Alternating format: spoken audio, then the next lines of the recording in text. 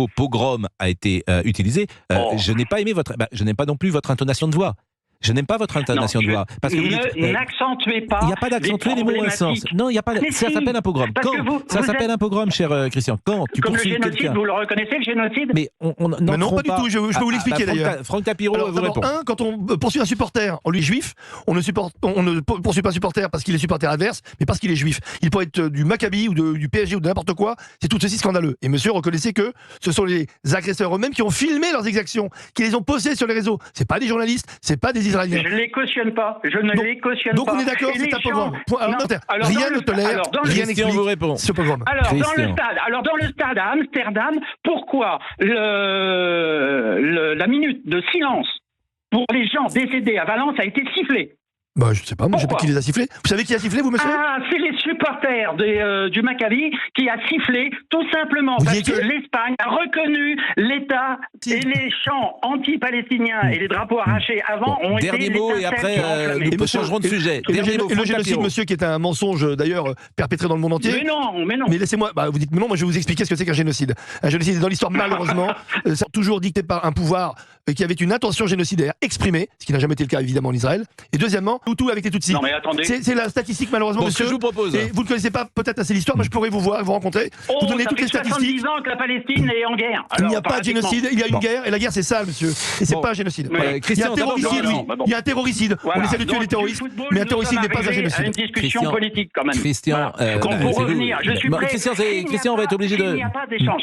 Oui, mais s'il n'y a pas d'échange. Diaspora Défense Force, les supporters israéliens seront dans des bus sécurisés pour se rendre au Stade de France et partir avant la fin du match. Partir à la fin du match, pardonnez-moi. Alors, ce ne sont pas les supporters israéliens. D'abord, ce sont les supporters français. Comme je vous l'ai dit tout à l'heure, français, il y a des juifs, il y a des non-juifs. Il y a certains supporters israéliens, en effet, et il y a des franco-israéliens. En fait, c'est pour ça que je vous ai dit, c'est l'Arche de Noé un peu du Stade de France. Mais pourquoi est-ce qu'on a décidé de faire cela? Vu ça dans le football, et vous et moi, on connaît trop le foot pour ne pas en être ému, suite à ce tifo de la honte du PSG, suite à cette chasse aux juifs dans les rues d'Amsterdam qui n'avait rien à voir, une rixe entre supporters, on s'est dit qu'il fallait rassurer ces supporters français qui... c'est une excellente chose. On a appelé évidemment à l'applaudir, à ne pas le siffler. Et il est temps que cette amitié vieille depuis 1948 entre Israël et la France redémarre sur de bons auspices. Je vous propose d'écouter Bruno Retailleau, ministre de l'Intérieur, cette semaine à l'Assemblée. Pas question, comme certains me l'ont demandé, d'annuler. Pas question, comme certains me l'ont demandé. Évidemment, auquel on peut adhérer et même on doit adhérer. Gilles Avrousse, c'est le ministre des Sports. Il était hier matin sur CNews et Europe 1.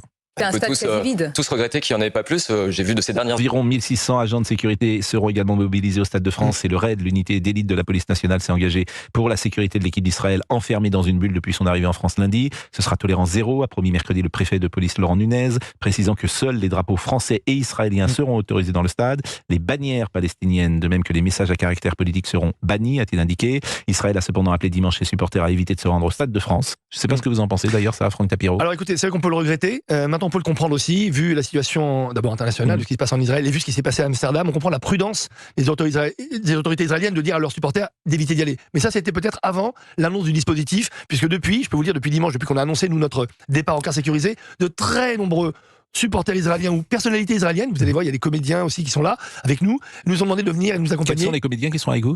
C'est une petite surprise, il y aura 2 comédiens de la série Fauda qui sont à Paris en ce moment. Il y a aussi Émilie Moati, vous savez, qui s'occupe de l'association de libération des otages, Bring Them Home Now, qui sera avec nous. On aura des députés comme Caroline Yadan, des sénateurs et des personnalités aussi du monde artistique. Et l'enceinte de Saint-Denis, qui est en banlieue parisienne, sera de toute façon particulièrement creux, puisque de 12 à 25 000 spectateurs sont attendus à Saint-Denis. C'est vrai que c'est un match, moi je peux comprendre, si vous êtes parent aujourd'hui et que vous devez aller au Stade de France avec 2 enfants, peut-être que vous vous dites, et c'est bien légitime, je vais peut-être rester à regarder le match à la télévision. Je peux aussi comprendre à venir avec leurs jeunes enfants. Et je suis complètement d'accord avec vous, je comprends parfaitement. Mais par rapport à ce climat de haine, ce climat de violence, ce climat délétère, de haine anti-juive, mais de haine tout court, la meilleure réponse justement par rapport à cette haine, c'est de se mobiliser, de faire venir des dizaines et des dizaines de cars. Ça montre que, Taillot et le préfet Nunez, on ne peut pas reculer, ça veut dire renoncer. On ne peut pas dire aux terroristes qu'ils ont raison de nous faire peur. Parce que c'est pas seulement la crainte de l'attentat, c'est la peur tout court.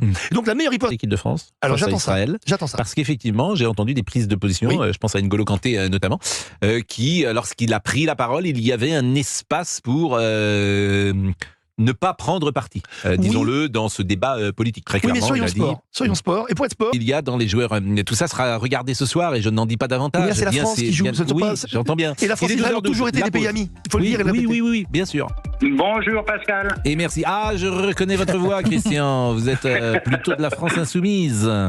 Plutôt, mais tout à fait, en plein dans la France insoumise et acteur de la France insoumise. Mais alors, qu'est-ce que la France insoumise vient faire dans France-Israël, cher Christian ? Voilà, alors, qu'est-ce que le monde politique vient faire dans le football ? Moi, c'est la question aujourd'hui qui me révolte un peu. On est en train de monter en épingle un peu un match et mettre de l'huile sur le feu. Aujourd'hui, on avait besoin d'atténuer un peu toute cette oppression que nous avons. Aujourd'hui, on sait très bien déjà que deux clubs de foot peuvent se rencontrer et avoir des débordements importants. Et là, aujourd'hui, avec ce qu'on a vu à Amsterdam, excusez-moi, mais moi, si j'avais des enfants à amener au stade, je n'irais même pas. Mais nous sommes d'accord, mais quelle est votre position ? D'abord, le match, justement, il n'est pas politique, il y a d'abord un match sportif, c'est une rencontre sportive qui est maintenue, et c'est ça qui est une bonne chose. Vous êtes pour le maintien du match au Stade de France ? Non. Ah bah c'est ça, non. Alors il est là le jugement politique, pardonnez-moi. Vous pouvez pas d'un côté, vous êtes extraordinaire. Je veux dire, c'est vous qui faites de la politique, c'est pas nous.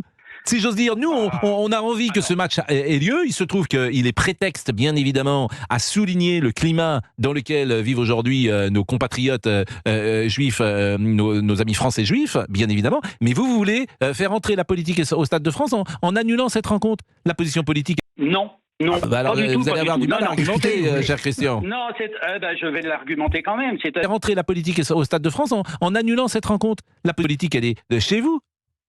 Non. Non, pas du tout. Alors, vous allez avoir du mal à argumenter, cher Christian. Non, je vais l'argumenter quand même. C'est-à-dire que moi, mon pensée, c'est quand même la sécurité en premier lieu. Et donc, il n'y aura pas de problème de sécurité ce soir. Il n'y aura pas de problème de sécurité ce soir. On va se dire les choses clairement. Le sous-texte, c'est que vous voulez pas que Israël soit à Paris. C'est tout. C'est pas pour des raisons de sécurité. Vous considérez, c'est une vision politique que vous avez le droit d'ailleurs. Non. Non, il n'y a pas de justification de sécurité. C'est pas une vision politique, c'est une vision de sécurité. Bah écoutez, la sécurité, la France, si vous pensez que la France, 5e puissance mondiale, n'est pas capable d'assurer la sécurité d'un match de football au Stade de France, vous vous trompez. Pardonnez-moi de le dire comme ça, vous vous trompez. Dans le stade, on a bien vu qu'à Amsterdam. Amsterdam, c'est pas. D'abord, Amsterdam. Donc ils sont nuls. Non, mais ils se sont fait. Écoutez, en tout cas, ils se sont fait surprendre. Des sports, c'est une note de police rendue publique qui relance le débat. 3 jours avant la finale, la Division nationale de lutte contre le hooliganisme prévient le gouvernement. Environ 50 000 supporters anglais présents dans la capitale française ne seront pas détenteurs de billets. Certains d'entre eux seront en possession de faux billets et tenteront de les utiliser pour accéder au stade. Les autorités françaises avaient donc une estimation du nombre de fans britanniques. Elles savaient aussi, pour ce problème de faux tickets, une fraude que le ministre de l'Intérieur qualifie de massive. C'est une fraude massive, industrielle et organisée de faux billets et dont nous pensons, et nous le pensons seulement, qu'elle vient effectivement de notre... Samedi soir, un seul individu a été interpellé pour un trafic avéré de faux billets aux abords du Stade de France. La question désormais, comme le billet frauduleux avancé par Gérald Darmanin correspond à la réalité, pour ce député britannique, c'est tout simplement impossible à vérifier. Non, nous avons une histoire concoctée après la réunion entre les autorités françaises, la police et l'UEFA. Je suis très intéressé de savoir comment ils obtiennent ces données invérifiables pour correspondre exactement à ce qu'a dit le ministre de l'Intérieur français. Sous le feu des critiques en Angleterre, Gérald Darmanin est également dans le viseur de l'opposition française.